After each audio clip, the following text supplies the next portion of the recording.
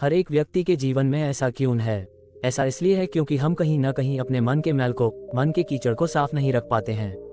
यूँ कहें तो उसका सही समाधान नहीं निकाल पाते हैं। खैर चलिए मैं आपको एक कहानी सुनाता हूँ, शायद आपको इस कहानी से इस सवाल का हल मिल जाए। गरीब किसान जिम्मेदारी से परेशान होकर किया परिवार का किया त्याग। प्रथम अध्याय। महात्मा गौतम बुद्ध के समय की बात है। एक गांव में एक किसान अपनी पत्नी और 2 बच्चों के साथ रहता था। वह किसान बहुत ही ज्यादा परेशान रहता था।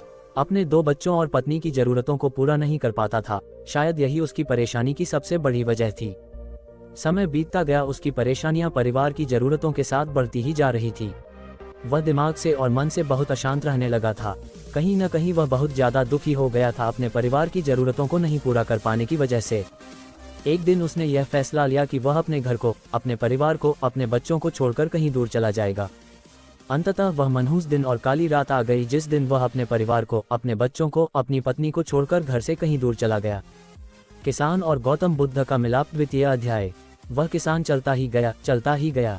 रात से सुबह हो गई, सुबह से फिर दोपहर, दोपहर से शाम, शाम से फिर रात, फिर सुबह हो गई। उस किसान की मन की पीड़ा इतनी ज्यादा थी कि उसके पैरों के छाले और पैरों से बह रहे खून के आगे फीके पड़ गए थे। ना भूख की चिंता, ना प्यास की चाह, बस चलता ही गया, चलता ही गया। आखिरकार जंगल में चलते चलते उसका शरीर इतना ज्यादा थक गया कि वह एक नदी के किनारे जाकर वह गिर पड़ा।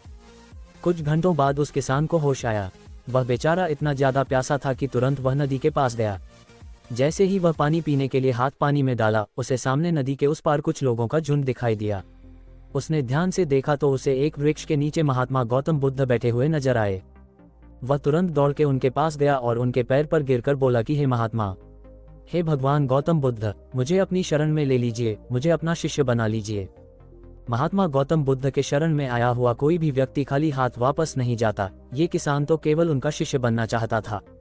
महात्मा गौतम बुद्ध जी ने उसकी मनोदशा को देखते हुए उसे अपना शिष्य बना लिए। किसान के मन का कीचड़ से मुक्ति। अंतिम अध्याय।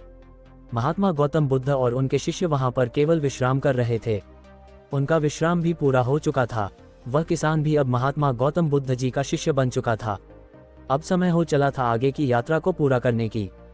गौतम बुद्ध और उनके शिष्य आगे बढ़ते चले गए। कुछ दूर निकल जाने के बाद गौतम बुद्ध जी को बहुत जोर की प्यास लगी। उन्होंने अपने इस नए शिष्य अर्थात किसान से बोला कि प्रिय शिष्य, जाओ, पास में एक सरोवर है, वहां से मेरे लिए पानी लेकर आओ। किसान बोला, जो आज्ञा भगवान। किसान सरोवर की तरफ चल दिया। सरोवर के पास जैसे ही किसान पहुंचा, उसने देखा कि उस सरोवर में बहुत सारे जानवर उछल-कूद कर रहे हैं। वे सारे जीव जंतु किसान को देखते ही तुरंत वहां से भाग गए। किसान बहुत ही खुश हुआ और उस सरोवर की तरफ चल दिया पानी लेने के लिए। परंतु जैसे ही किसान सरोवर के पानी के तरफ हाथ बढ़ाया, उसने देखा कि पानी बहुत ही ज्यादा गंदा था। किसान निराश होकर वापस गौतम बुद्ध जी के पास आ गया। गौतम बुद्ध जी ने उससे पूछा, पानी कहाँ है?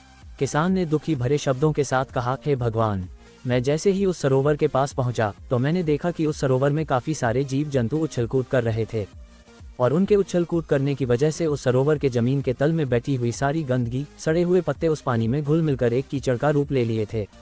यही कारण है कि मैं वह पानी लेकर नहीं आया, क्योंकि वह पानी नहीं कीचड़ हो चुका था। महात्मा गौतम बुद्ध जी उस किसान की बातों को समझ गए और मुस्कुराते हुए उन्होंने कहा कि मैंने तुमसे सरोवर का पानी मांगा था। मैंने यह नहीं कहा था कि पानी अगर गंदा हो तो पानी लेकर मत आना। उन्होंने अपने दूसरे शिष्य से अनुग्रह किया कि जाओ और सरोवर से पानी लेकर आओ। उनका दूसरा शिष्य निकल पड़ा पानी को लाने के लिए और कुछ देर पश्चात वह पानी लेकर वापस आ गया। आश्चर्य की बात तो ये थी कि दूसरे शिष्य द्वारा लाया हुआ पानी बिल्कुल साफ था। और उससे भी बड़ी असमंजस की बात यह थी कि सारे के सारे शिष्य बड़े ही आश्चर्यचकित हो गए कि यह करिश्मा कैसे हो सकता है, क्योंकि पहले शिष्य ने तो ये बताया था कि पानी कीचड़ हो गया था।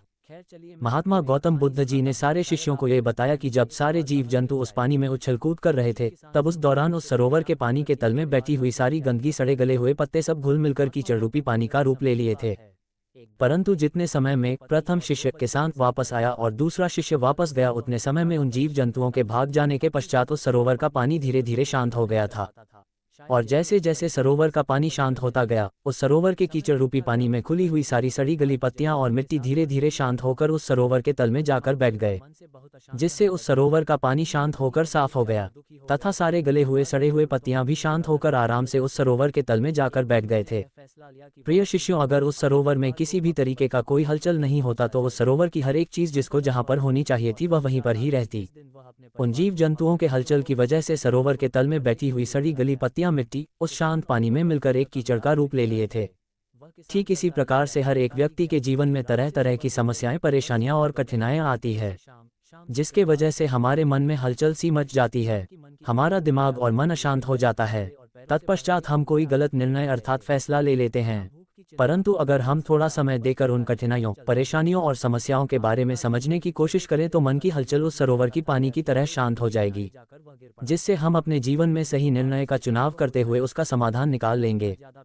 किसान को महात्मा गौतम बुद्ध जी की सारी बातें बिल्कुल साफ साफ समझ में आ गई।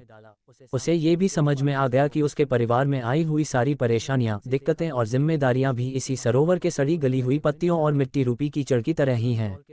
बस जरूरत है थोड़ा समय निकालकर मन को शांत करते हुए उन परेशानियों, दिक्कतों के बारे में समझने और उसका समाधान निकालने की। मन का कीचड़ कहानी से हमने क्या सीखा? दोस्तों, समय के साथ साथ हर एक इंसान की जरूरतें बढ़ती ही जाती है। हो सकता है किसी की जरूरत कम हो सकता है किसी की जरूरत ज़्यादा हो, लेकिन हमें उन जरूरतों को पूरा करने के लिए मेहनत तो करना ही पड़ता है। हाँ, यह जरूर है कि मेहनत करते वक्त हमें बहुत सारे कठिनाइयों और समस्याओं का सामना करना पड़ता है। इसी वजह से बहुत बार हमारा मन अशांत हो जाता है, निराश हो जाता है, दिल दिमाग में एक अजीब सी हलचल होने लगती है, जिसके वजह से हम गलत फैसला ले लेते हैं। परंतु दोस्तों, हमें घबराने की ज़रूरत नहीं है, हमें अपने दिमाग को शांत करने की ज़रूरत है। थोड़ा समय देकर इसके बारे में सोचने की ज़रूरत है। इसका समाधान कुछ न कुछ ज़रूर निकल आएगा।